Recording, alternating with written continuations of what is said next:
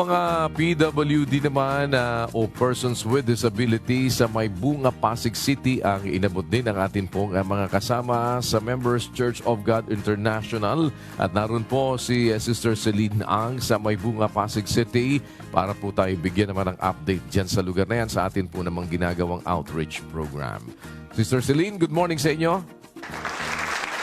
Good morning po Kuya, good morning po sa inyo mga kasangbahay. Nandito po tayo ngayon sa May Bunga, Pasig City para sa atin pong outreach program. Nandito po yung mga kababayan natin na PWD po dito po sa May Bunga. Actually, madami-dami po sila dito Kuya. At ang kanila pong request po sa ating MCGI May Bunga ay magkaroon po sila ng mga relief at ng feeding po para po sa kanila. Meron po tayo dito ngayon ng mga available na breakfast para po sa ating mga PWD at meron din po tayong mga groceries na ipamimigay po natin sa kanila mamaya-maya po lamang. Pero Kuya, bukod po sa ating mga groceries at breakfast na ibibigay po natin sa PWD, meron po tayo dito mga kababayan na nagre-request po sa atin ng ilang mga assistive device para sa kanila pong mga kamag-anak. So kasama ko po ngayon dito Kuya, si Nanay Mary D.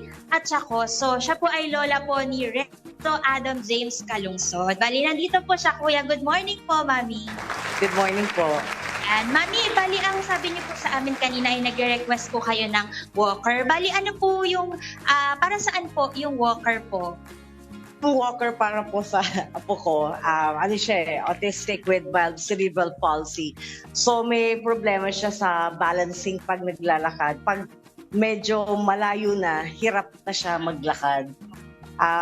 May pagkakataon nga pag medyo malayo na, yumuyuko na siya pag naglalakad. So wala siyang support. Gano'n. Opo. Bali, ito pong walker po ay para sa kanya. Si Renzo po ba ay nag-aaral na po? Noong school year 2022-2023, tumigil siya kasi natakot sa mga ang daming tao, gano'n. Pero itong darating na pasukan, in-enroll ko ulit sa government school for special children. Opo. Ayan po. Sige po, Mami. Salamat po sa Diyos. Sana po ay makatulong po kay Renzo. Ito pong walker na may bibigay po natin sa kanya mamaya-maya lamang po. Ayan. Renzo, gusto mo bang magpasalamat? Okay, thank you. Thank you po. And salamat po sa Diyos. Baka meron po kayong mensahe. Maraming salamat po sa support ng MCGI. Marami kayo natutulungan. Patnubayan po kayo ng Diyos at marami pa po kayo matulungan. Thank you po.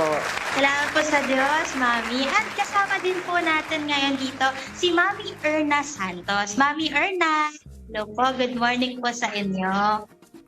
Apo, Mami Erna, dito po tayo. Ayan. Dito na lang po kayo. Ayan. Salamat po. Mami Erna, bali ano po yung request po ninyo po? Wheelchair. Ayan, for my wheelchair son. po. Para saan po yung wheelchair po? Sa anak ko kasi he has a Down syndrome and then with hyperthyroidism for more than a year na. So nangihina siya every time na pag mahaba yung lakarin. So nakaupo na lang siya sa bahay, even pagtayo, bubuhatin pa siya para lang mag-CR, ganon. Pero pag may time na malakas siya lang naglalakad, papunta lang sa banyo. Then, ayaw niya nang nakakakita ng hagdanan kasi alam mo yung feeling na hihingalin siya. So, nararamdaman ko naman yung hingal niya. Kaya sabi ko, ang haba pa ng looban namin. So, naghahanap pa ako ng taong bubuhat sa kanya para ibaba siya sa bahay and then itutulak na siya sa labas papunta sa wheelchair. Kasi every 2 weeks, kailangan ko siyang dalahin sa doktor para sa heart niya. Kasi ano siya nag-heart enlargement. Okay. Ilang taon na po siya? 21. 21 na po. Sige po, Mami, looben po mamaya po, no? Ay maibibigay po namin sa inyo ang inyo pong wheelchair. Baka meron po kayong gustong sabihin po. Actually, nagulat lang ako na may ganito na pala ang MCGI. Excuse me sa boses ko. Actually, malaking tulong talaga to, no, para sa lahat ng mga nanay or tatay or family na mayroong kasamang may kapansanang anak or members of the family. And then sana MCGI hindi lang sana dito sa may bunga, no, kasi talagang mas maraming nangangailangan ng tulong. Kasi minsan hindi na nga kayang i-supply ng government, hindi, or even barangay, hindi na rin. Kaya napakalaking tulong ng ginagawa ninyong mission ba to? ng MCGI. So, congratulations po sa inyo and mabuhay. Okay po. Salamat po sa Diyos, Mami Erna. Ayan, thank you po. Ayan, kasama din po natin ngayon dito, Kuya, ang president po ng May Bunga PWD Association, si Mr. Leonard Gloto. Good morning po, Sir Leonard. Good morning po.